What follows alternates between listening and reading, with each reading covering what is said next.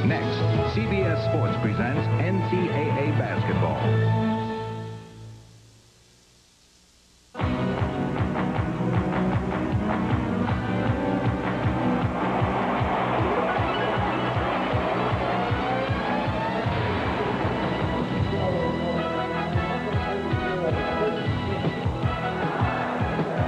From Durham, North Carolina, the NCAA on CBS Sports brings you the Demon Deacons of Wake Forest and the Blue Devils of Duke University.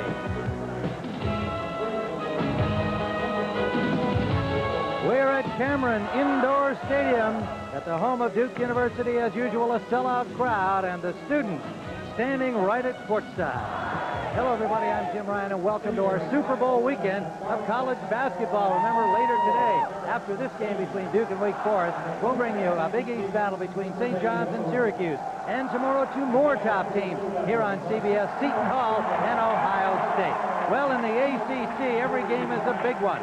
Duke has jumped into a 5-0 start.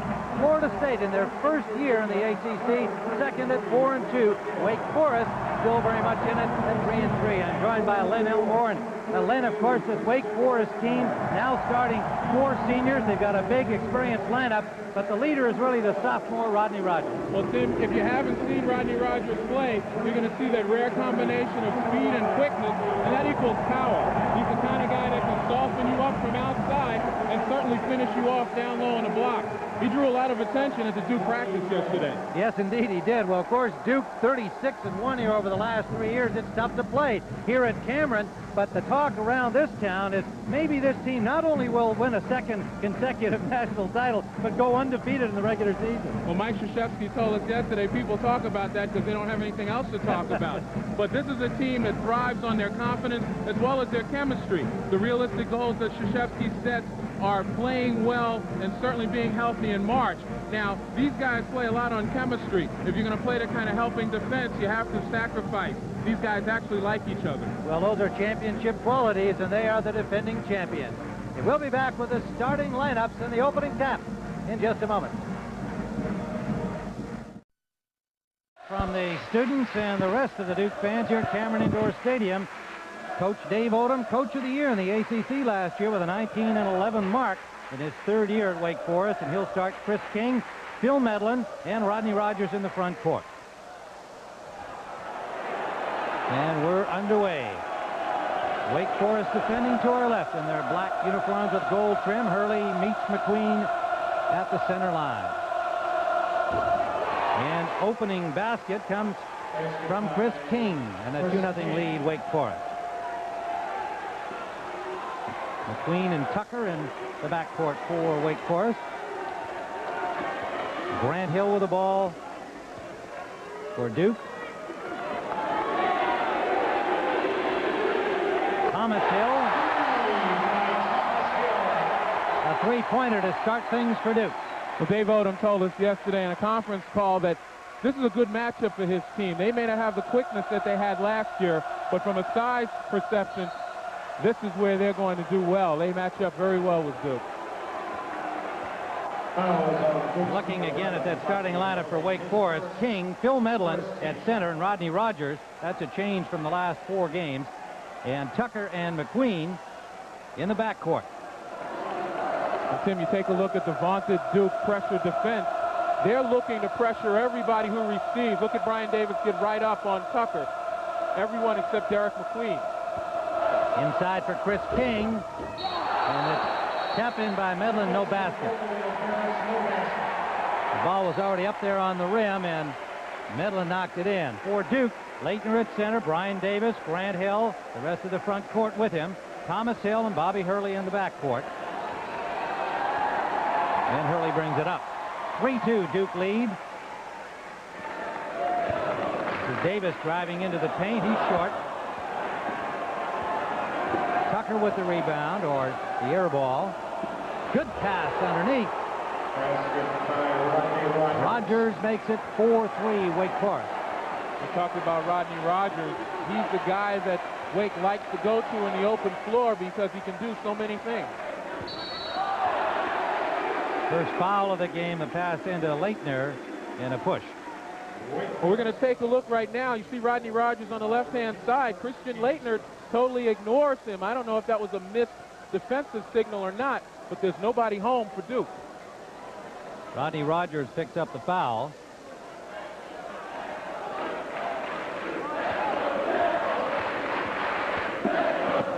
Hurley's pass picked off, and Hurley got the ball back but committed a foul at the same time.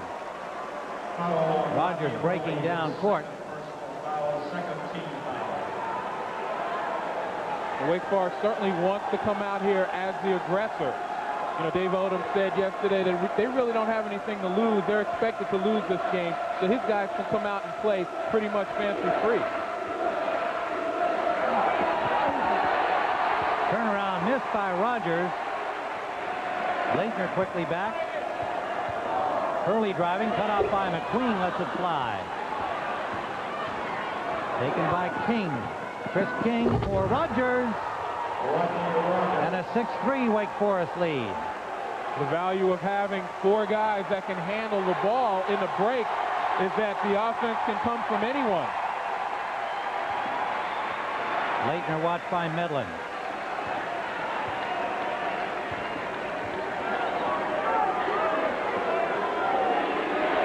Tucker on Thomas Hill. And Leitner fouled in the paint.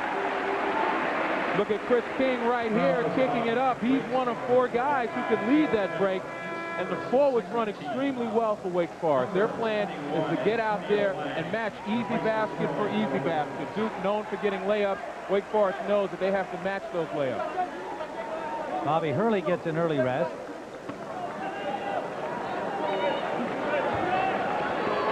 Antonio Lang in to replace him, number 21, feeding Thomas Hill. Lang on the follow.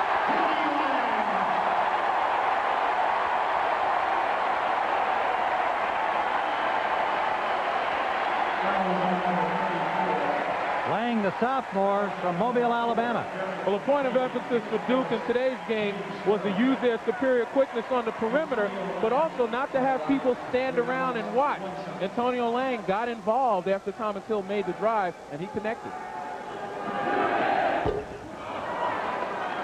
Chris King rebounding the miss. 6-5, Wake by a point. Rogers in traffic. Lang blocks it. Duke has it. Thomas Hill. Prime example of that superior perimeter game. Duke able to hit the 6-8 footer off the break.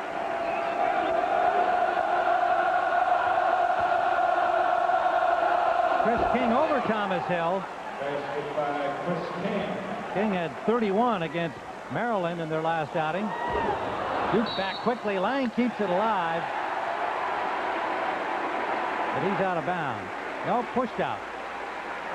And Tim, that's just what makes this team so tough. The Duke Blue Devils in the open court. They have people who spread the floor, take you to the basket, and other people who shoot the gap going to the boards. And that makes them a very effective field team. Derek McQueen picking up the foul for Wake Forest. 14 fouls in Wake Forest. 9-8. Duke lead now by a point.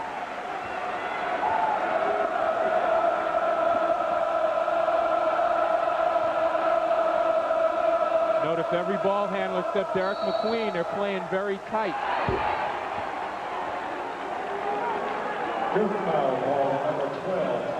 Thomas Hill. Here's a nice mismatch right here. Grant Hill at 6'8" against Derek McQueen, 5'11". There's no contest. Number 40, Kalani Owens into the lineup for... Kalani Owens comes in for Wake Forest, and Medlin gets a breather. Kalani Owens is a much more mobile guy around the board, a good rebounder, and I think Dave Odom wants to get some people on the board. Sophomore from Bladenboro, North Carolina, missed 7 games early in the season due to academic problems and then a knee injury. They count on him coming off the bench. 10-9, Wake Forest. 15:54 remaining, first half.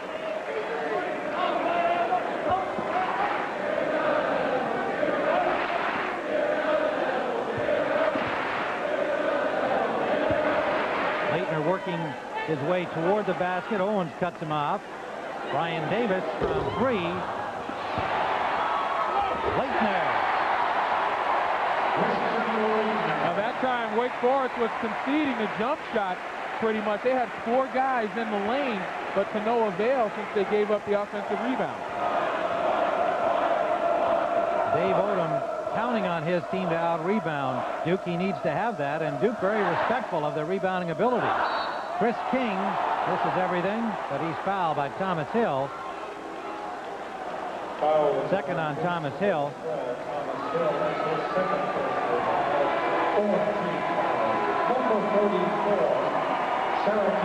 Thomas Hill gets a break, and Cherokee Parks, the freshman, comes into the game.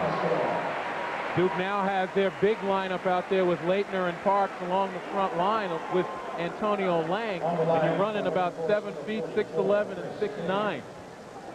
These guys are out here primarily because Wake Forest, the leading rebounding team in the nation, has gotten their hands on some balls. Plus, the opportunity for mismatches on the other end have now presented themselves, and Duke is going to try to exploit that. They're much bigger than Wake Forest at this time. Chris King makes the first of 2. And misses the second. Official timeout. And we've got a timeout on the floor. 15:09 remaining first half. Duke by a point. This team's need for more rebounding, and we'll watch here. If you can freeze it right here, watch Antonio Lang. We see him right about there in the white shirt. Shoot the gap down the lane. You know, rather than stand and watch, he's getting involved on the offensive board. And that's a good start for Duke to get aggressive. Wake Forest ball, and Rogers off the iron. Rebounded by Duke. Ryan Davis. Van Hill to Leitner. Duke by a point, 11-10, 14:55 remaining here first half. Tim Ryan and Len Elmore. Sold out Cameron Indoor Stadium in Durham. Wake Forest in a 2-3 zone right now and still conceding the jump shot pretty much, trying to cut off inside play. Ryan Davis. And as opportunistic as any time, Brian Davis right there. Davis averaging 8.6 coming into the game. His 4 teammates in double figures so far this season. McQueen. Derek McQueen. A senior from Darlington, South Carolina. And that's why they don't want to pressure Derek McQueen, because he's capable of making something happen off the dribble. Probably the only one on the Wake Forest team at this time. Antonio Lang.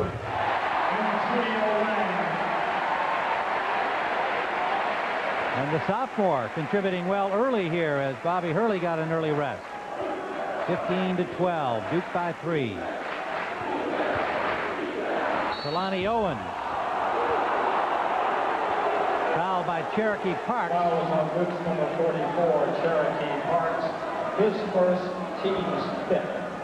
Well, you can see these guys off to a 13-0 start here in Durham. And that matches the start in 88-89 season.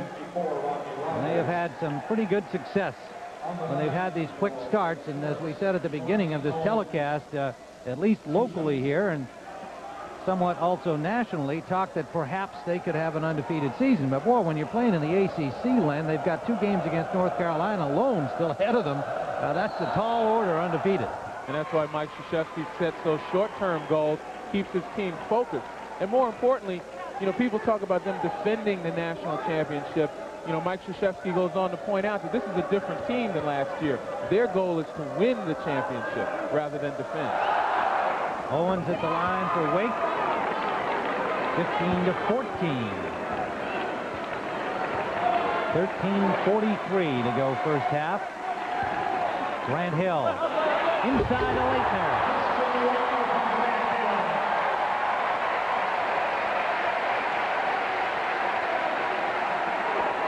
Four points for Leitner. McQueen gets loose. Off the back iron, Hill rebounds. Grant Hill. Nice job of Wake Forest to stop the penetration. Leitner, a three-pointer. However, you have to be cognizant of every Duke player. They all have great range on the jump shot.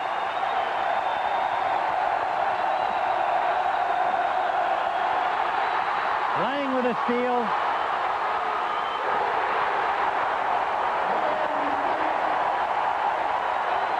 Brian Davis, 4 points.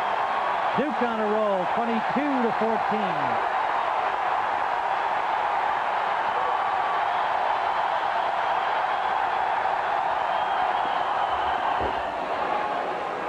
Chris King takes some of the sting out of the volume of sound in here. That's the benefit of having veterans. You have some poise out there. Cherokee Parks, the freshman from Huntington Beach, California, the successor to Christian Leitner.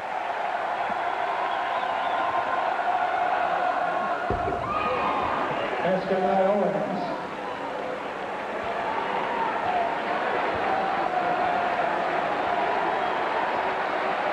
Now Duke slows it down. 12 minutes to go first half. 24-18.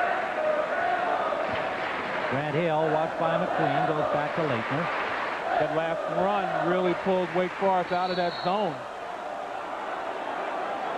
Chris King claiming a travel by Leitner. See what the officials call. It's going to be a push against Wake Forest. Chris King. 11:49 to go first half. Duke by 6. Pressure, the foundations of that pressure is pressure on the ball and denying the passer. We saw Cherokee Parks on Owens and then Lang step in. Quick pass to Brian Davis. This is how they earn their scholarship. Well put. Duke has hit 7 in a row from the field. They're 11 of 16 to this point. And Wake shooting well, 8 of 12 from the field. A miss by Marty Clark now in action. Hurley's back with 2 fouls. 11:41 to go first half. Marty Clark, number 3, a sophomore from Western Springs, Illinois. Medlin back in the lineup for Wake Forest, and he feeds Rogers. Basket by Rodney Rogers. Margin to 4. Rogers, so much poise for a sophomore. Freshman of the year in the ACC last year. In fact, named Freshman of the Year nationally in a couple of polls. Rebound there underneath by Medlin, and he double teamed but controls the ball out to McQueen.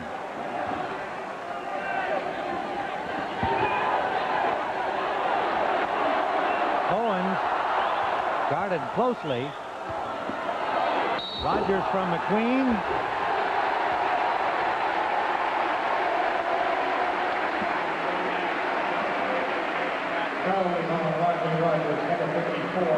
Picks up the charging penalty, and this is something Duke hoped for. Well, yesterday they discussed taking some opportunities to get charging fouls on Rodney Rogers to cut down on his aggressiveness. Last year, Rodney Rogers came back here as a freshman, this being his hometown, and he had a bad game primarily because he was in foul trouble early, didn't get the aggressiveness in his play that he normally likes. 16 foul for Wake Forest. With 10:44 to go in the half. Tim Ryan and Lynn Elmore here in Durham, North Carolina. Sold out Cameron Indoor Stadium. Leitner turnaround. If you're going to play behind Christian Leitner on the blocks, you might as well concede the 2.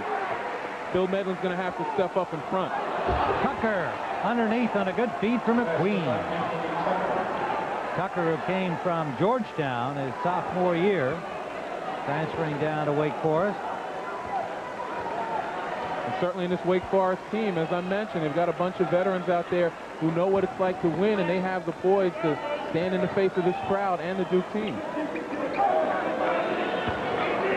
is Grant Hill, Leitner, Thomas Hill, Marty Clark, and Bobby Hurley now. This is Grant Hill. Grant Hill.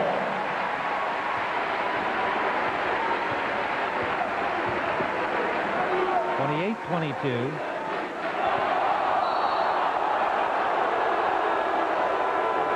Wake Forest ball off the hands of Grant Hill. Returns to the ball game, replacing Christian Leitner. Bill Medlin's going to have to get an awful lot of help in trying to check Christian Leitner. If Medlin's not going to step in front of him, certainly there has to be more pressure on the ball.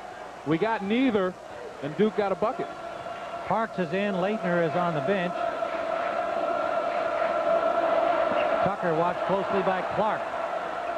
Underneath for Rogers. Won't drop for him. Rebounded by Grant Hill. Good control to Parks.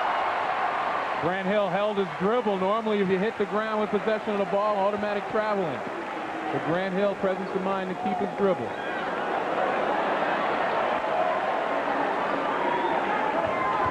Hurley on McQueen.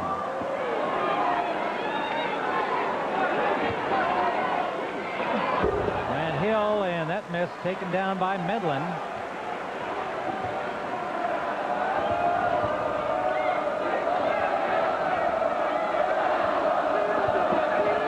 McQueen outside with Tucker, Medlin, Rogers, and Chris King. Their starting lineup. It'll be Duke ball. Well, remember, we've got more NCAA basketball action ahead. Number 22, St. John's at number 13, Syracuse. Doubleheader game 2, a Big East battle next. Stay with us. It's going to be a nice matchup of the veteran forward Malik Sealy against the freshman sensation Lawrence Moten, who's really come on strong in Big East play. 8:42 to go first half here. A 6-point Duke lead.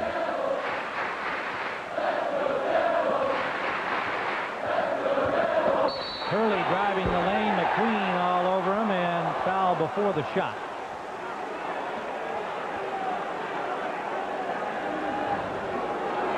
It's always a good battle when you have guys like Derek McQueen and Bobby Hurley, both similar players.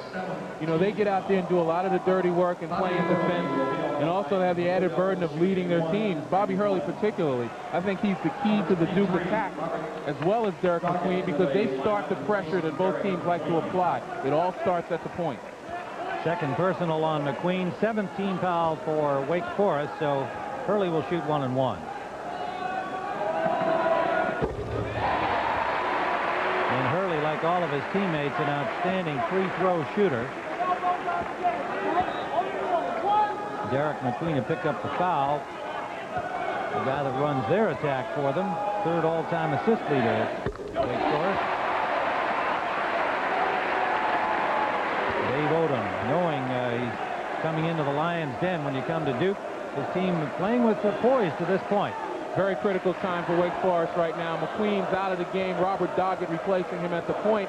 And Dave Odom was candid. Robert Doggett hasn't been able to do the job that he expected, so he can't afford to rest Derek McQueen too much longer. And if he's foul trouble, they're in trouble.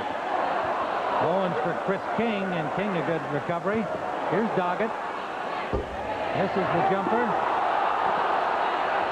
Rogers. Rodney Rogers from Durham, North Carolina. 10 points so far.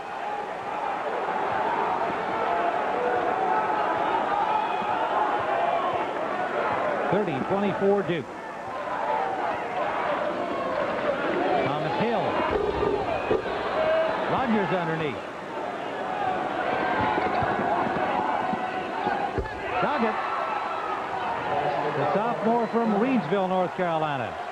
Well, Doggett's stock is going to rise in Dave Odom's eyes if he puts a few more of those down. Certainly they need that kind of threat outside. He was a hot shooter his senior year in high school, averaging just under 30 points a game. Rebounding by Wake Forest. There's strength and damage underneath. Brian Davis.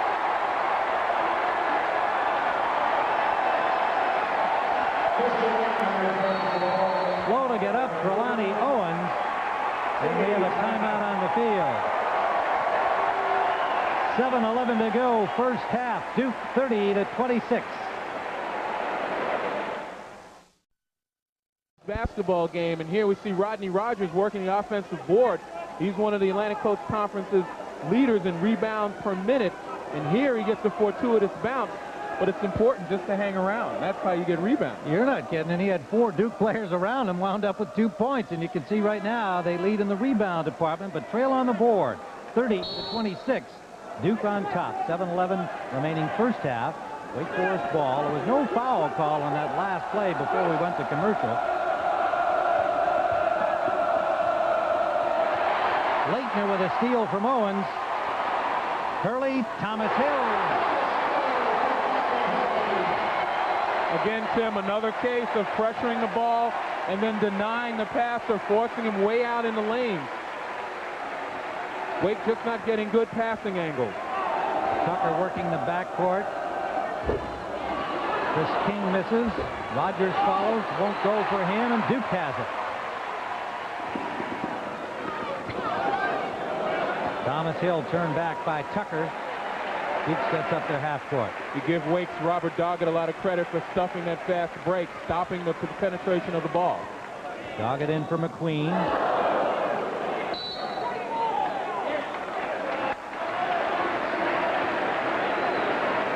Take a look here. Kalani Owens just can't handle it, and Christian Laettner is the man on the spot.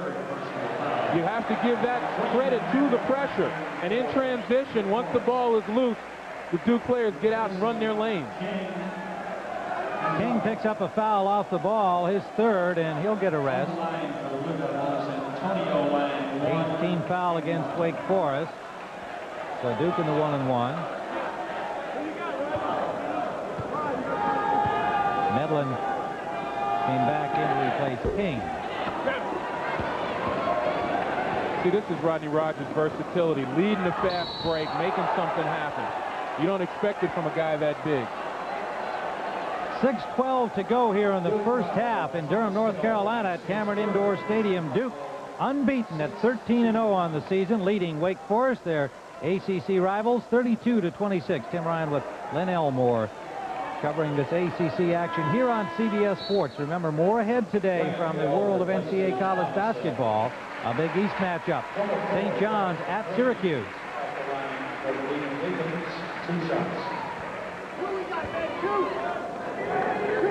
McQueen back in the lineup, immediately fouled, will shoot 2.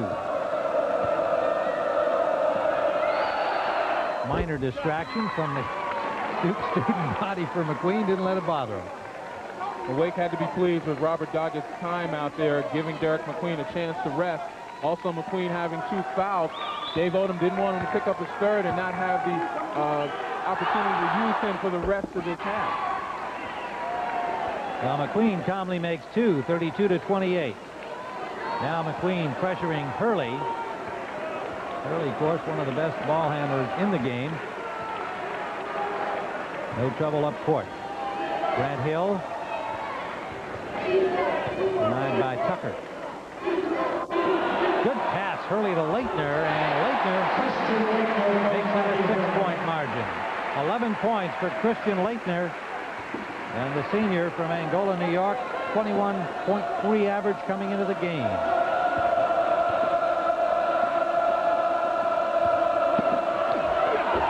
Owens on the baseline, can't drop it. Davis with the rebound. Hurley spin move, too much for Lang, but it's recovered by Laettner. And Laettner with some razzle-dazzle dribble. And when you're a big guy and you have that ability, you got to go out there and show it. It just gives you a tremendous advantage over guys covering you. Big guys aren't accustomed, like Phil Medlin. They're not accustomed to go outside and play anyone. Laettner, his second three-pointer.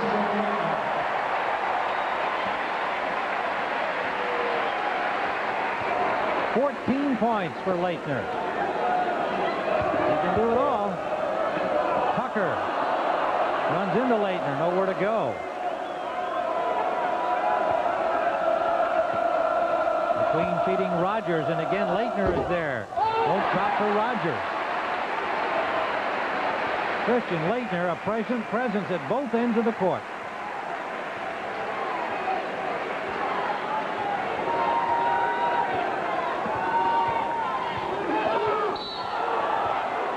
Foul off the ball. It'll go to Medlin, dropping Brian Davis. Well, you talk about being an All-American, upper left side of your screen, setting a pick, and then moving to the basket. That's Christian Laettner. His teammates look for him. That's textbook movement. And then having the jump shooting range from outside, forcing big guys who are unaccustomed to come out and play him to come out and play him. And this guy, this is one of the reasons why he's pretty much in the running for Player of the Year in NCAA and a Sullivan Award winner, a Sullivan Award finalist for this year. Yeah, and we saw him make 2 defensive plays right after that offensive play. Yeah, I think I was showing my bias there when I called him the Sullivan Award winner. That's allowed. I'm a basketball Don't let me player. influence the judges, though. It's got to be objective. Davis at the line. 37-28 Duke lead. Parks has come back in, so now he and Leitner have an even bigger front line presence for Duke. Rogers. Devlin had the chance, didn't shoot it. McQueen. He pumps and hits. 37-30.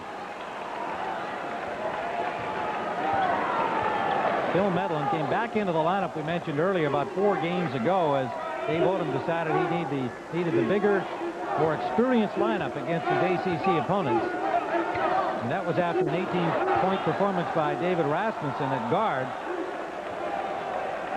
But Rasmussen, the junior, just not strong enough defensively. Hurley hits, and that'll count. Anytime you let a guard split your defense and go right down the middle, there's no possible help side. Owens can't help him. Medlin can't help him. And Hurley connects. And that's a man who's looking for some help down the middle. You have to force him to your help side. You let him get down the middle, the backline guys are very hesitant to come out and help you because they know Hurley's capable of dishing off. A 9-point Duke margin, and Hurley with a chance for a 3-point play and makes it. Duke by 10, 3:37 to go, first half. At the half, Mike Francesa will join me with the latest college basketball news. We'll have the NFL Hall of Fame selections, and Boomer Esiason will stop by for some Super Bowl talk. It's all coming up at halftime. Now let's send you back to the game. Well, thank you, Andrea. We're back here in Durham, North Carolina. We're at the 10-point Duke lead. 3:37 to go. Andrea and Mike will be coming up at halftime. Medlin will inbounds it, and Wake Forest with Doggett, Tucker, Medlin, Rogers, and Owens on the floor. Cherokee Parks, the freshman, in for Duke, with Grant Hill, Leitner, Antonio Lang, the sophomore, and Brian Davis. Well, of course, everybody knows by now, unless you're living on Mars, that tomorrow's Super Bowl day, but the big thing is it's on CBS, starting at 3:30 Eastern Time, the Super Bowl today. Greg, Terry, Leslie, and Pat will all be on hand getting you ready for the big game. Complete coverage of the Bills and Redskins and the last-minute preparations for the day. And then, of course, at 6 p.m., 6:18 to be precise, will be kickoff. Washington and Buffalo. Super Bowl 26 here on CBS Sports.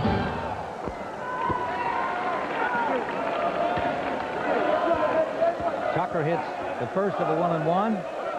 You take a look at Dave Odom conferencing with official Lenny Wirtz. Dave's been up and down on the floor. They're finally in the 1-and-1, but he thinks they should have gotten there a lot quicker. There have been a couple of very close calls that have gone against them. A couple of bad breaks. 8-point Duke lead. Grant Hill brings it up court. Doggett getting some time here.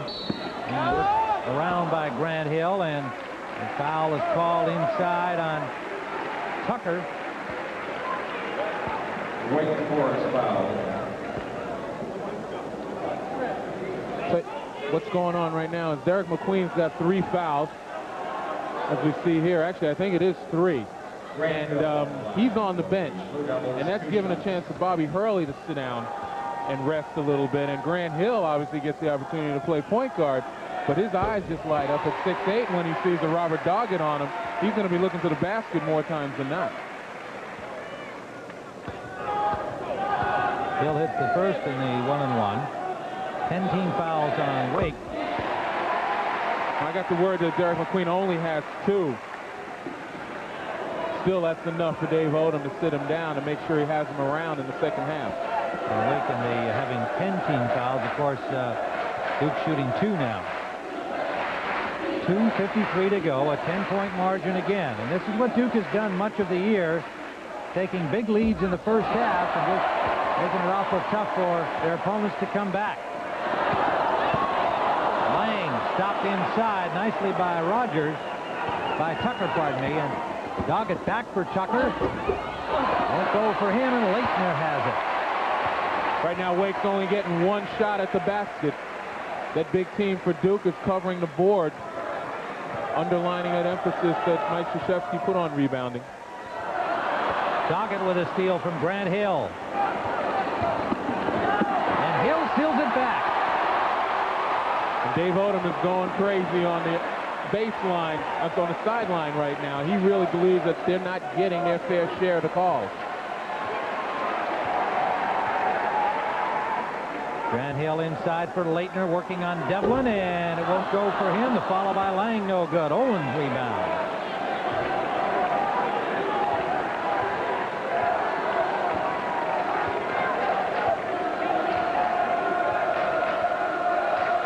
You know, what Wake has to do is twofold. Certainly they have to score, but more importantly, they have to play well, give themselves some confidence going into halftime, and that's not going to help. Tucker ran into his own man, Owens, and Wake has to give up the ball. 1:33 to go in the half, and coming up on the credential at the half, Andrea Joyce, Mike Francesa, scores and highlights, an Olympic update, and much more, of course. Super Bowl information that lies ahead tomorrow here on CBS Sports. And the Winter Olympic Games beginning on February 8th. Duke with the 10-point margin, but the miss from Brian Davis. Duke foul on number 21, Antonio Lang picks up a foul, and his first of the game, the 18th foul for the Blue Devils. Now, when I talked before about Wake Forest needing the confidence going in, that's been one of the problems. They had a team that, again, Dave Odom calls it a developing team, that on any given day they can play with the big boys. But what they need is a shot of confidence. There have been times when they've lost their confidence during the stretch in the game, and that's when they've lost leads or fallen further behind. Wake Forest gives Rodney Rogers rest here with 1:14 left in the half. Travis Banks, a freshman from Clinton, North Carolina, comes in. 6'6", number 34. Medlin at the line. Bill Medlin, a 6'9" senior from Greenville, North Carolina. He said inserted into the lineup when Dave Odom decided to go with a bigger, more experienced lineup. Wake Forest missing Randolph Childress, of course, their outstanding guard of a year ago, gone with a knee injury for the year. They made a decision to redshirt him, and that changed all of their thinking for a starting five this year. They also missed Chris King, Anthony Tucker, and Kalani Owens for periods because of academic reasons.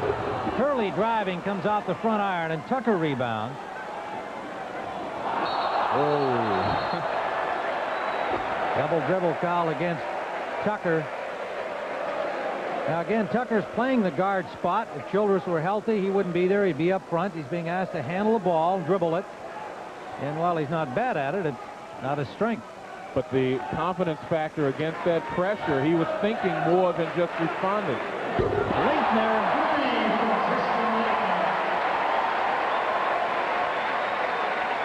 His third three-pointer. That's pretty discouraging when the big guy lobs him in from way outside. 45-34.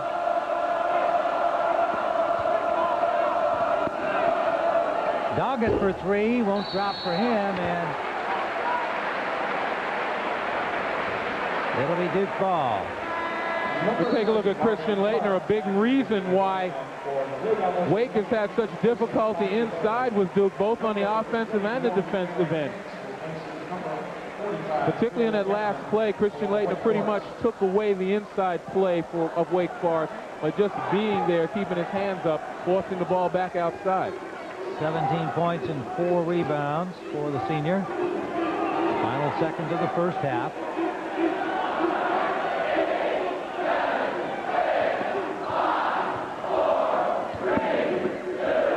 Hill driving, gets it back again, but no basket. Halftime, Duke 45, Wake Forest 30. So that's the end of the first half at Cameron Indoor Stadium in Durham with the score, Duke 45, Wake Forest 34. We'll return after this message and a word from your local station. At last, Gillette and the revolutionary Gillette sensor sheathing system. Gillette, the best a man can get. And by Siemens, for leading-edge technologies in electronic and electrical engineering, depend on Siemens. We're back at the Cameron Indoor Stadium, Durham, North Carolina. Tim Ryan with Len Elmore. The unbeaten Duke Blue Devils 45-34 over their ACC rivals from Wake Forest at the halftime. And Christian Leitner, the leader on both sides, 17 points in the first half, 4 rebounds, and he has just been brilliant. Well, he plays so well with his teammates. He moves without the ball extremely well. He also has the ability to set up and make sure that his teammates can find him. As we see, Phil Medlin just stepped away from him, something that you just can't do with an All-American. So Leitner, the force as usual today for Duke. And in the rebound department, Wake Forest, the leading rebounding team in the entire NCAA, 17-14. So they're doing all right off the boards, but boy, their shooting has really fallen off badly as the first half progressed. Well, that's been primarily a combination of the stepped-up Duke pressure, particularly in the passing lanes where Wake can't get great passing angles, and they've been limiting Wake to one shot off the board.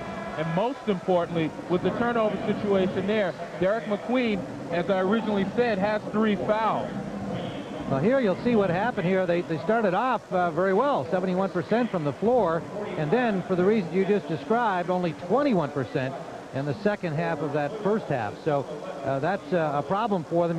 They obviously need a spark right away here in the second lane. And as I mentioned, McQueen with 3 fouls. He's been on the bench. He missed pretty much the last 4 minutes of the first half, and that hurts the Wake attack because he's the guy that gets everybody where they need to be and distributes the ball. Rodney Rogers led Wake Forest in scoring in the first half. He's been their leader all season long. He's got 10 points and right on course for his average of 20.9 coming into today's game. Wake Forest, a 10-4 record. They are 3-3 in the ACC. The unbeaten Blue Devils are 13-0, 5-0 in the ACC. Blue Devils ball to start. Their best start since 1989. 19 consecutive wins to their credit. And here, of course, in the intimate confines of Cameron, they are 36-1 over the last 3 years. This beautiful restoration they've done in here. If you took all of these noisy students out of here, this game would be played in kind of an English drawing room in some baronial mansion with all of the beautiful wood refinishing they've done and the brass and so on. But that atmosphere has changed immediately once you put all of these painted kids in here. Hey, it's college basketball on a Saturday afternoon. It doesn't get any better than this. Sure doesn't. There's some of the paint. Well, Billy Packer, our CBS colleague, knows all about coming into Duke from Wake Forest. Look at the companies in there. How do you rate that? Hey, that's great company. Bones McKinney is, he's a legend. And Lenny Chappell, of course, in Atlantic Coast Conference basketball, a great one. But look at the haircut. Yeah, he cut it short then. I think he knew something. Nice buzz, Billy. Nice buzz. The year that picture was taken, Billy Packer's Wake Forest team came in 3rd in the Final Four. Not bad. Leitner with a miss to start the second half. A little push as he let it fly. Wake has got to come out playing confidently, particularly on offense. They're going to get some open shots. They've got to drill them. And Wake Forest starts with a foul underneath off the ball. It looks like Rodney Rogers. Well, I'll tell you, I know that, this is Cameron Indoor Stadium, but you got to believe that Wake, and you look at Dave Odom right there, very frustrated. They have to feel that they're not getting this fair shake, so to speak, when it comes down to some of these close calls. There have been a lot of questionable calls that, again, have gone the wrong way for Wake. Third foul on Rogers. When you have a quick-paced game like this, sometimes that's going to happen, and you have to play through it. Wake has to play through that, keep their poise. ACC officials Lenny Wirtz, Frank Scagliotta, and Donnie Gray today.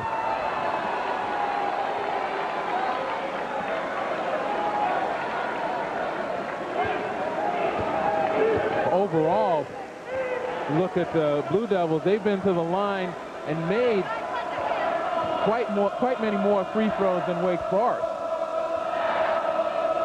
This is Tucker for Medlin. Wake Forest with the team they started the game with on the floor right now. And traveling called. That time Grant Hill, as he did in the first half, couldn't hit the ground dribbling.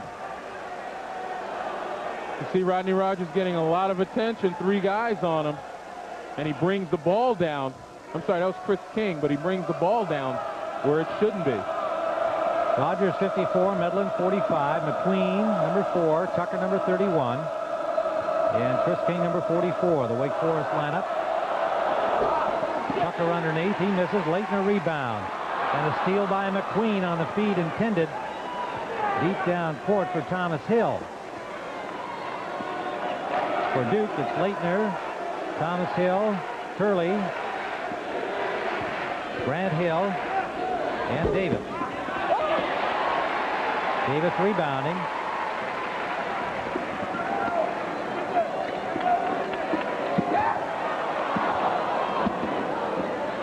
Grant Hill. Well, Duke would call that a mismatch, having Rodney Rogers on Grant Hill, and what they do is rather than force it inside, just take him out and use the quickness. Derek McQueen on the feed from Tucker, 47-36. Fast break by Duke, kept alive by Grant Hill. The Hills, by the way, for those of you who don't know, are not related. You might have expected they were brothers, Grant and Thomas. Thomas from Lancaster, Texas. Grant Hill from Reston, Virginia. We take a look here. Duke would like to pull it back outside on the perimeter when they get a mismatch, particularly in quickness, so they can use that going to the basket. Steal by Duke. Hurley feeds Davis.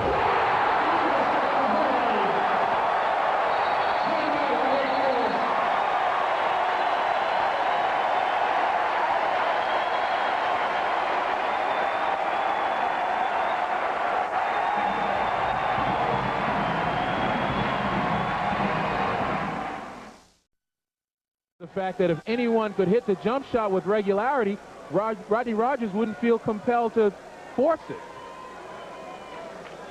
Now that's Brian Davis finishing in your living room off the feed from Hurley. And a 49-36 Duke lead. Tim Ryan with Len Elmore. 17-19 to go. Second half in Durham. Sellout crowd as always. Here 9,300 crammed into the Cameron Indoor Stadium watching unbeaten Duke's Blue Devils. Missed by Rogers, followed by King as a miss, and Medlin's tip also falls short. So the Demon Deacons having trouble finding the hole. Thomas Hill. Leitner knocks it out of bounds. It'll be Wake Forest ball. See that last time down offensively, Wake again not playing with confidence. That tip should have either been ripped down and laid back up by Medlin, but it was kind of almost a timid type of tip to the basket. You've got to be able to take it to and make something happen.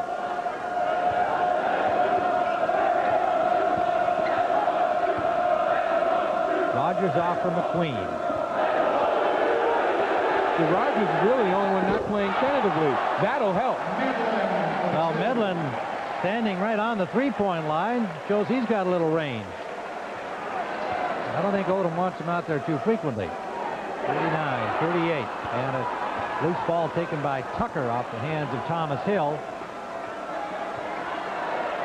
Wake Forest needs to make it happen on this trip. 49-38. But Medlin wasn't going to press his luck on the jumper. No, and instead he coughed it up. Hurley back the other way. Leitner for three, and he misses. Had 3 of those three-pointers in the first half. Well, you're right, Tim. There are some opportunities here for Wake, provided they execute. McQueen for 3. And you can almost see in the way Wake runs back that they've got the confidence back. It'll show on D. Number 40, Jelani Owens for Chris King. Duke in the front court outscoring Wake Forest. Leitner and Rogers pretty much as we expected, although Wake Forest needs more from Rogers. But that's an interesting stat at the bottom there. Duke usually averages 33 free throw attempts in a game. Well, Duke's strategy with their mismatch, because of their superior quickness and strong perimeter skill, instead of taking it inside, they bring it outside. And when you bring it outside and utilize that skill, you're not going to get fouled often, and they're shooting very well. Well, and we've seen 3 three-pointers from the big man Leitner, included in his 17 points. 49-41. Duke ball, Hurley. Blue Devils working from our left.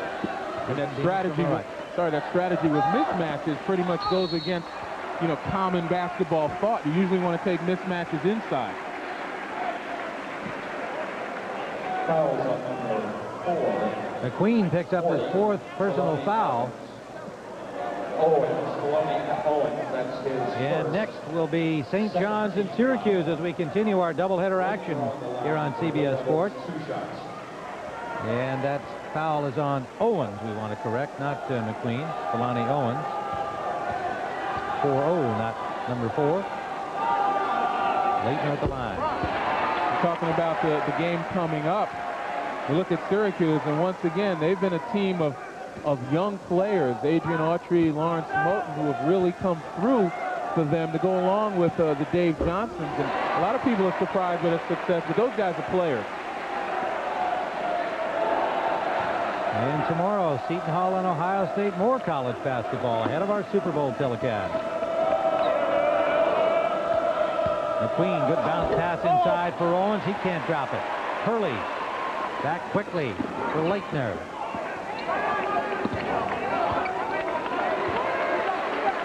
I had mentioned before that the confidence will show on defense.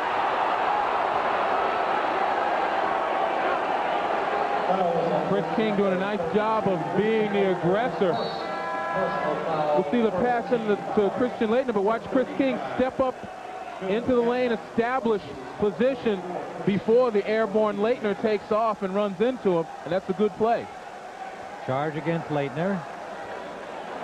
First personal foul against the senior. 10-point Duke margin.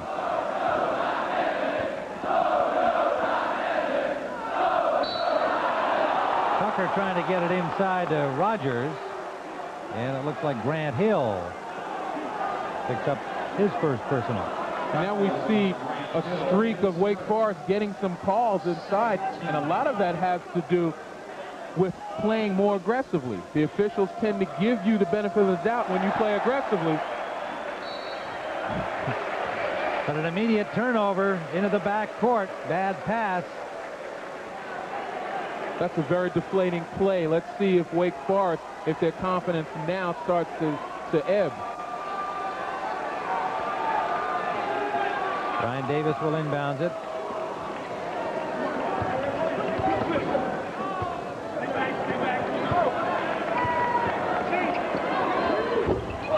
Grant Hill, followed by Leitner. 21 points for Leitner.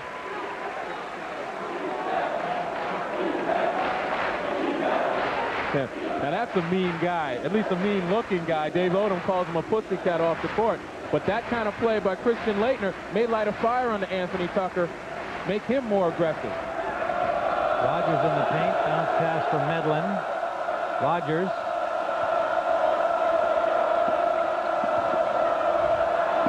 Kalani Owens. Basket by Kalani Owens.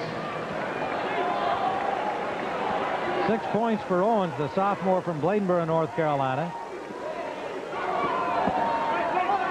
Leitner in traffic, no sweat. 3 men on him. Christian Leitner still has room to turn and get it up. Wake Forest guys don't have their hands in the air contesting the jumper. 23 points for Leitner, 55-43.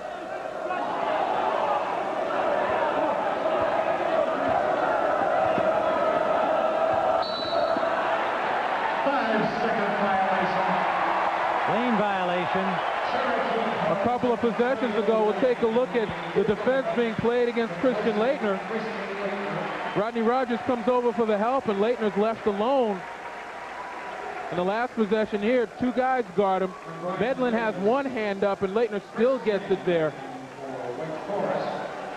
12th turnover by Wake Forest, so they're hurting themselves here early in the second half when they really needed a spurt to get themselves back into it. I'm going to mention that Christian Leitner is hot, and when you're hot, you can take all kinds of shots, including bad ones. Cherokee Parks in for Leitner, gets a rest. Feed inside is knocked away from Lang. And McQueen quickly feeds Chris King. Now driving is Tucker. Picks up the foul, and it'll be on Grant Hill.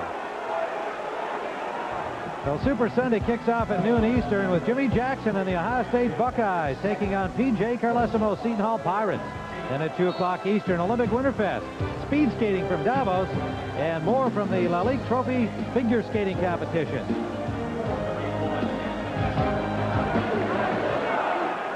Now, Tim, if I'm Dave Odom and we score, if I'm Dave Odom and my team scores, I'm going to look to try and play a zone right now. Christian Leitner's out of the game. He's probably got the best range of the Duke team. There's really only one guy with real three-point capability, and that's Bobby Hurley. The thing is, though, to score and get that confidence on the other end.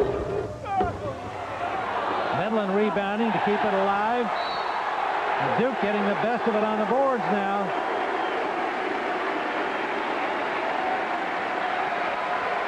Wake Forest foul on number 45, Will Medlin, his third personal foul. Medlin picks up his third personal foul for Wake.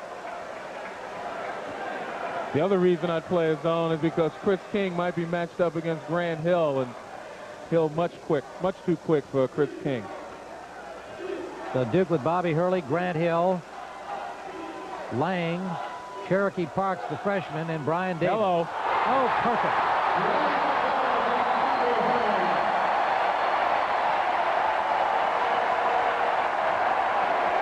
Brian Davis from Hurley. Chris King underneath. 7:45. He didn't put his head down. He came right back at him, but you've got to be aware of where Grant Hill is. Hurley driving denied by Medlin. We'll take a look at this play. And really, Chris King turns his head. He does get screened out at the last minute by Antonio Lang. But right here, there's got to be some communication. That looked like ripping to Gary Clark, though. Pretty good pass from Hurley. As I said, these guys truly like each other. There's a love there that allows you to run plays for each other and take great pride into setting the other guy up. Hurley at the line, 57-45. Hurley doesn't miss too many from here. 74% shooter from the line. I'll tell you talk about the improvement, and I mentioned before, Bobby Hurley's the key to this Duke attack. And over the years, I've seen him mature on the floor. He used to get down on himself and the officials and take his mind out of the basketball game when a foul's called. Now he shakes it off and goes on and does his job. And that's really helped his team an awful lot.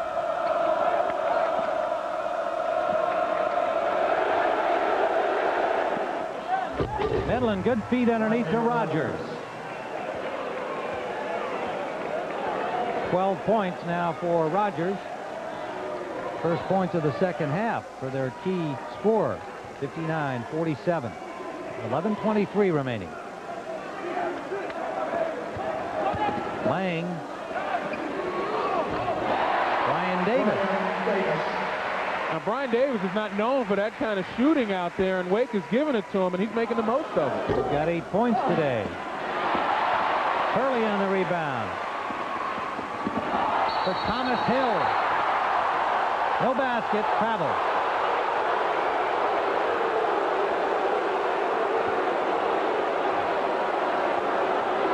We talk about leading a break and kicking it out.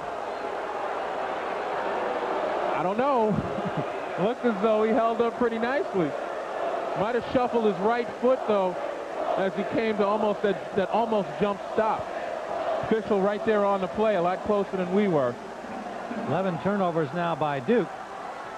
Wake Forest has 12. That ball tipped away, and Parks to Hurley. Another Thomas tap. Hill.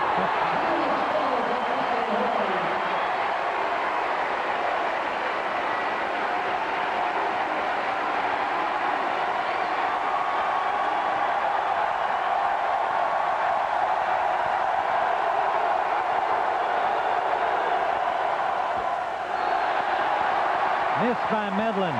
Davis rebound. Parks. Foul by Medlin.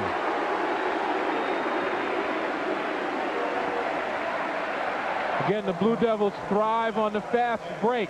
Not a lot of wasted motion. Bobby Hurley looks up court immediately. 1 or 2 passes and a bucket. That's the name of their game. Well, that was a nice catch by Thomas Hill.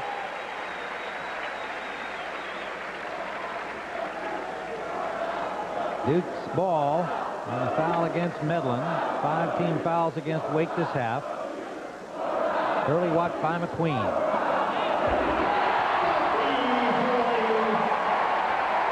McQueen watched him all right. Watched him go to the hoop. 65-47.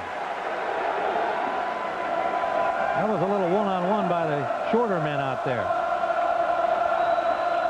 Let's see if McQueen can make it against Hurley. Off for King. Hurley rebounds.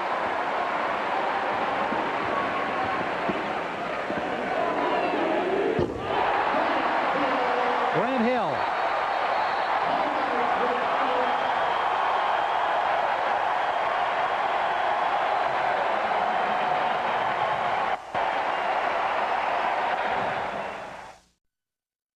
Of the road to the Final Four is sponsored by the U.S. Postal Service, official sponsor of the 1992 Olympic Games. Owens Corning Fiberglass. We can help you get a foothold on your energy bills. And by Visa, official card and traveler's check of the 1992 Olympic Games. Visa, it's everywhere you want to be. Tim Ryan and Len Elmore here in Durham, North Carolina, where the Blue Devils have now opened a 20-point lead over Wake Forest, 67-47, 9:33 to go. Well, with about 10 minutes left in the game, Duke wants you to take that quick shot because they've got 4 guys in the lane in place for the rebound, and then they're looking up the floor for the layup. Anytime you take a quick shot against the set defense, they're going to burn you on the other end. Wake Forest 6 of 18 from the floor in this second half. Duke 9 of 13. Rogers in traffic. And the foul will be Grant Hill. Duke foul number 33, Grant Hill, his 3rd personal foul, 4th team foul. Mike Krzyzewski, so impressive during his practice routine and preparation for his team that we were able to share with him yesterday. You can understand a little bit, in addition to the great athletes, why they have such a successful program here. But certainly the way they prepare for games, they take notes, listen and analyze the information given to them in preparation, really helps them in life. Leitner from Hurley is fouled.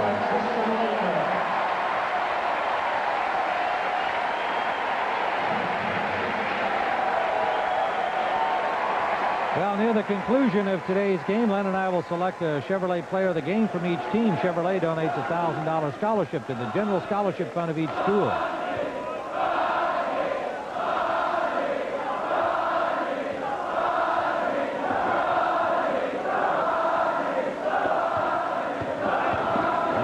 Points for Leitner.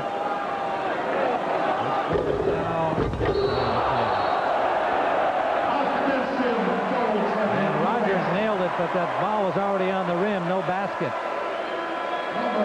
Well, Rodney Rogers, there's no quit in him. And he wants to make an emphatic point right here. The call was basket interference. The ball supposedly was still in the cylinder. The officials, again, right on it. We'll get our look here. Is the ball in the cylinder? It looks like it is.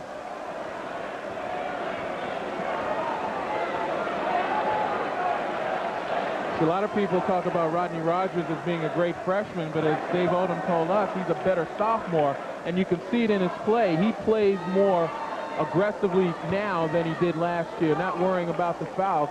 and even more so, he's become a student of the game. You know, he's learning about game situations. He's reading more scouting reports. Grant Hill tips in Leitner's attempt. 71 to 47, 16 points for Grant Hill. And most importantly about Rodney Rogers, it's in games like these when they're blowaways that he doesn't really lose focus on what he's supposed to do. This is still a learning process for him, and he keeps going at it. Jelani Owens misses. Chris King with a follow. And when I say keep going at it, Rodney Rogers just took out 3 guys right under the basket. No question, this guy's got a terrific future. College and likely the pros. 10 points for Chris King. Now, just watching Christian Laettner on that drive, if there's one weakness in his game that might get exploited on the next level, or maybe not because it's the pro level, is that when he makes his move out of three-point stance, many times he winds up shuffling his foot. We'll have to watch that. Otherwise, no flaws. Pass intended for McQueen, broken up by Brian Davis.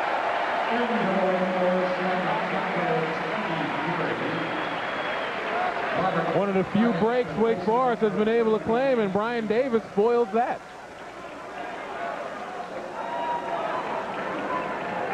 Rogers will inbound it.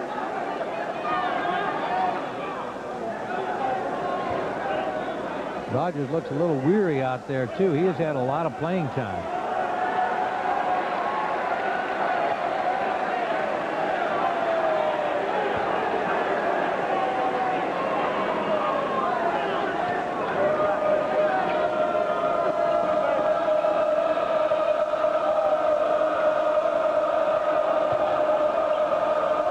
Jelani Owens.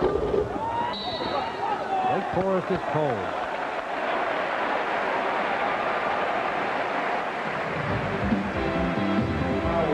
Well, tomorrow is Super Bowl Sunday, and tomorrow at 3:30 Eastern Time, the Super Bowl Today with Greg, Terry, Leslie, and Pat. They'll get you ready for Super Bowl 26, complete coverage of the Bills and Redskins. And then, of course, the game itself. 6 o'clock Eastern, the kickoff at 6:18, the Redskins and the Bills. Grant Hill.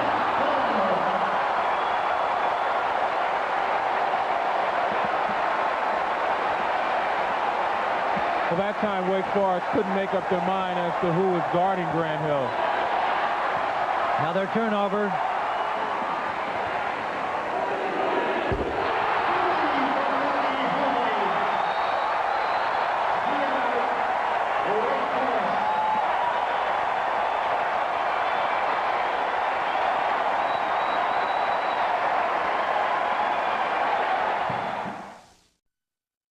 Syracuse for St. John's versus Syracuse. Look for 2 players today. Syracuse freshman sensation Lawrence Moulton and one of the nation's top stars, St. John's Malik Sealy, coming up next. Tim Ryan and Len Elmore in Durham, and to put it mildly, this is a rout. Unbeaten, #1 ranked Duke over Wake Forest, 76 to 49, still 6:05 to go. This is the ACC Coach of the Year last year. They won 19 games. They have a 10-4 record. That's not too shabby. It's just one of those days in Durham. Well, as Dave mentioned to us yesterday, this is a developing team. A lot of things have to go well for him. The confidence factor is something that this team seems to have lost. But if you look at Dave Odom's overall program in the year that he's been the head coach, you know, he's graduated 7 out of 8 guys. In the couple years he's been the head coach, graduated 7 out of 8 guys. He's got 4 guys in place right now that are ready to graduate in May. And I think those are important things for him in taking over a program. This game right here is something they can put away. Those other aspects of it are things that he's going to be able to keep for a lifetime. 4th personal against Grant Hill of Duke. 5 team fouls on the Blue Devils. McQueen. And an open man, and Doggett. This is the first time we've seen those 2 guards on the floor together, Doggett and McQueen in the backcourt. Odom wanted to go with the bigger, more experienced lineup against Duke today, but right now he's got to try anything. 76 to 52. I would think we might see Rasmussen, their good three-point shooter, into this ball game at some point. Even though he is considered not real strong defensively, they've just got to get some points on the board. Well, I'm not so sure he'd be in a game like this because he can't make his own shot, and this Duke pressure defense just won't allow him to stand still on a jumper. Early inside, that's broken up, and McQueen for Rogers. Well, you made the point that Rogers has just played hard throughout this game, despite this wide margin now held by Duke, and you can see the poise and confidence and almost professional attitude that he has out there. He's still going hard. Just the sophomore, he's going to be a dandy. Thomas Hill.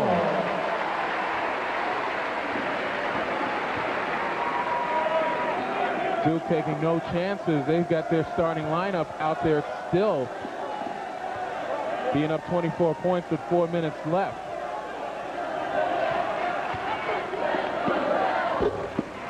Basket by Chris King. Chris King hitting from outside, 78-56. What's your thought on that, Len? Are you expecting to see some of the subs by now? Well, I was thinking, particularly now, a tough schedule that Duke has to play. He wants to get his guys in the utmost timing, his starters, but I really believe he's got some guys on the bench who need the experience, particularly in conference games. And right now he's got Cherokee Parks and Antonio Lang coming in. He also mentioned that he'd like to see some better defense from his bench, and this would be a prime opportunity to get them out there and have them work as hard as they possibly can defensively. So Grant Hill and Leitner come out. Parks and Antonio Lang come in. Both have been in the game earlier. Parks, the freshman. And Lang, the sophomore from Mobile, Alabama. Davis at the line. Brian Davis. Take a look at this guy. There are no flaws in his game, and you can see exactly where he stands in the ACC history. I will make this comment, though, and I'm pretty sure that all the guys on that list played 4 years. So for all you Atlantic Coast Conference guys, including myself, that only played 3, you know, that's not a fair comparison.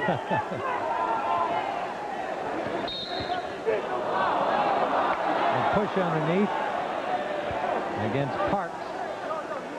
80-56. Second personal foul on Cherokee Parks. Second personal foul, 6 team foul.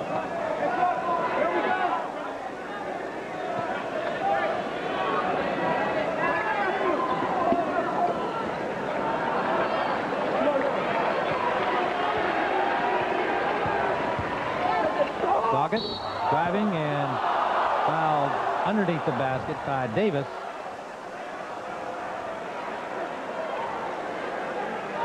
Take a look at Brian Davis, co-captain of this team.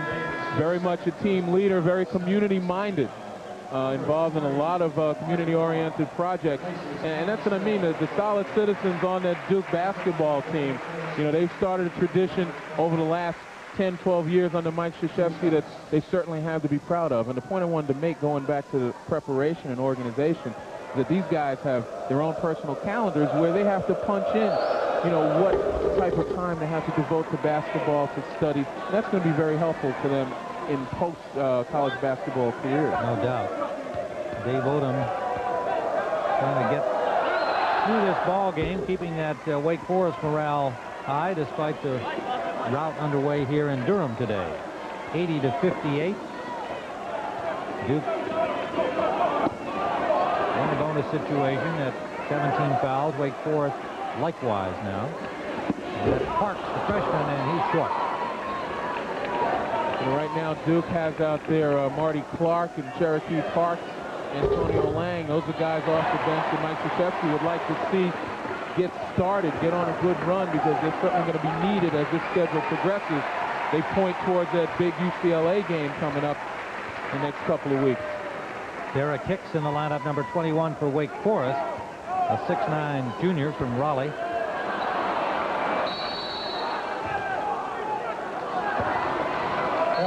Parks and Hicks in a tangle. Number 4 for Duke, Kenny Blakely replaces Bobby Hall. And the possession arrow goes to Wake Forest. 2:41 remaining, 80-58. Duke leads.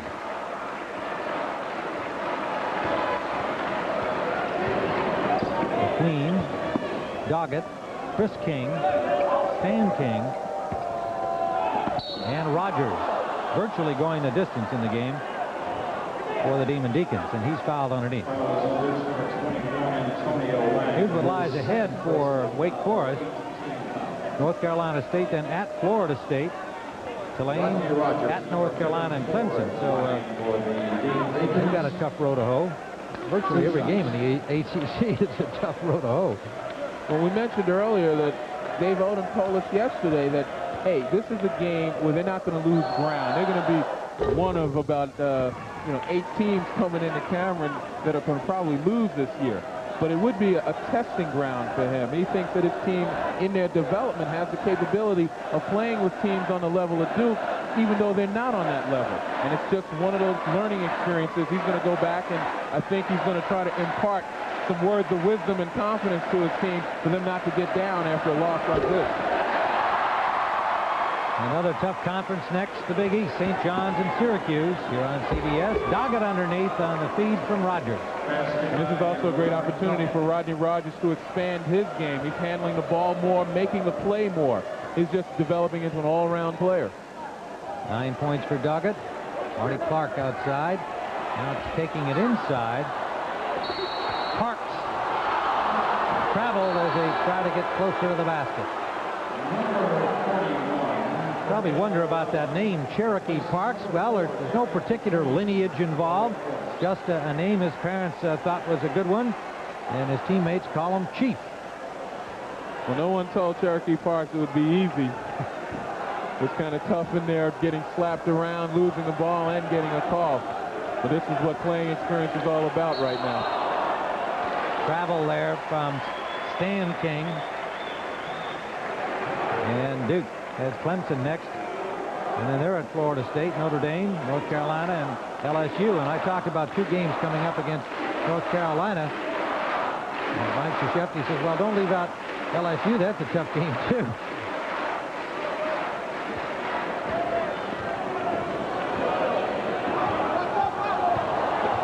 Blakeney in the lineup now for Duke. For Marty Clark along the baseline. Yes.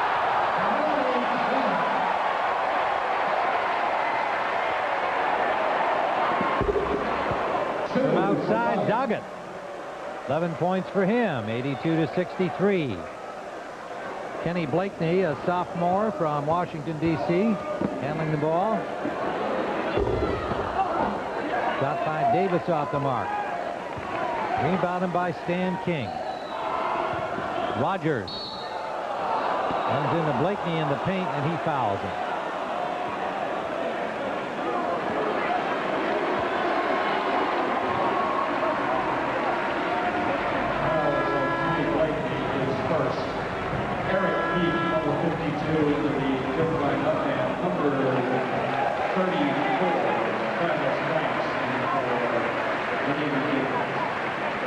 Rodney Rogers will go to the line.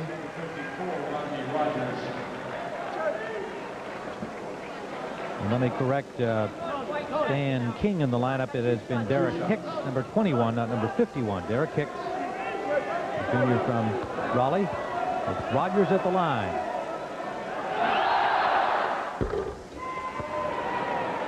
(82-64). And Duke substituting more liberally now. Eric Meek, number 52, a freshman from Escondido, California. Going Parks. Marty Clark.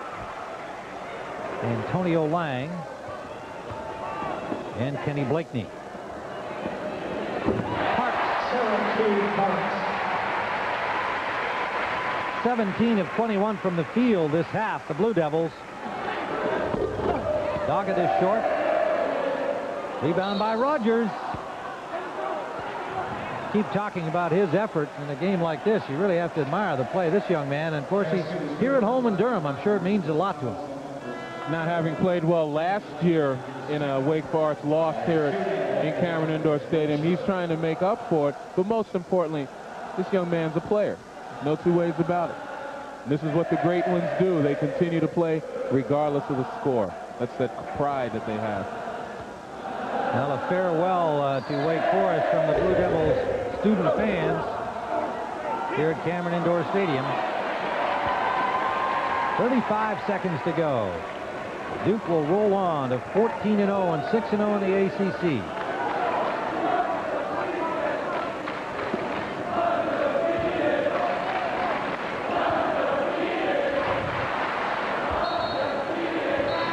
Clark tops it up, down to 18 seconds to go. And a reminder that tonight on CBS, our Saturday movie will be Frantic with Harrison Ford. That's a dandy.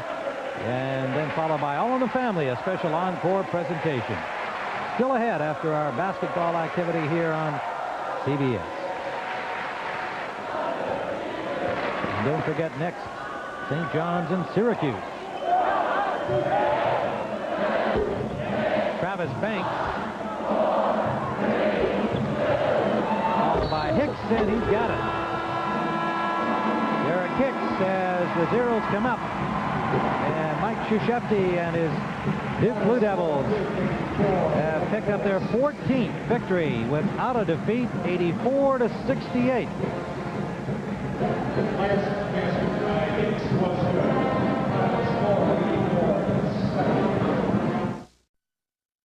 And Christian Leitner from Duke, a check in the amount of $1,000 will be donated to each college's general scholarship fund to further assist qualified students in all chosen academic fields. And we are joined now by Christian Leitner of Duke, 25 points, 5 rebounds, 2 blocks. Congratulations, Christian, on another outstanding game and a fine performance by your team at home. Well, thank you very much. We did do a very good job. I think the crowd helped us a lot today because Wake Forest played very good for the first 30 minutes of the game, but the last 10 minutes, we finally took over and were able to win by 25 points. Christian, you guys did a great job of executing Coach K's game plan. We had an opportunity to watch you guys run through your workout yesterday, and particularly on the post. I think you did a great job moving without the ball, getting your teammates to play with you. Well, that's one of the things we've been stressing the past few weeks is for me to keep moving in the post, not to stand still, and then for my teammates to pass me the ball a lot. And they've been doing a great job with that, and I think that's why we're doing such a good job during the game. Christian, when we arrived here yesterday, we heard some local talk shows and saw some things in print talking about an undefeated season. What's the coach say to you guys about that kind of talk? Well, we don't talk about that at all. We talk about the next game, 2 games ahead of us, and we're really not worried about the end of the season and going undefeated. We're worried about beating Wake Forest like today, and we're worried about beating Clemson on Monday. So we're just a very focused team on our next game.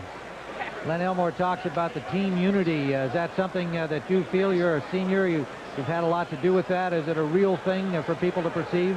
Well, it's definitely something that's real, I think. It's something we work on a lot, but it's the middle of the season now, and it's something that not only I have to work on, it's something that I think all our teammates have to work on. Well, keep it going. You're an exciting team to watch. Congratulations on another victory. Christian Leitner. Thank you very much. 14-0 for Duke, and for Len Elmore, I'm Tim Ryan saying so long from Cameron Indoor Stadium for the final score. The Blue Devils of Duke 84 and Wake Forest 68. Stay tuned as CBS Sports coverage of NCAA basketball continues. Number 22 ranked St. John's taking on number 13 Syracuse. This has been a present.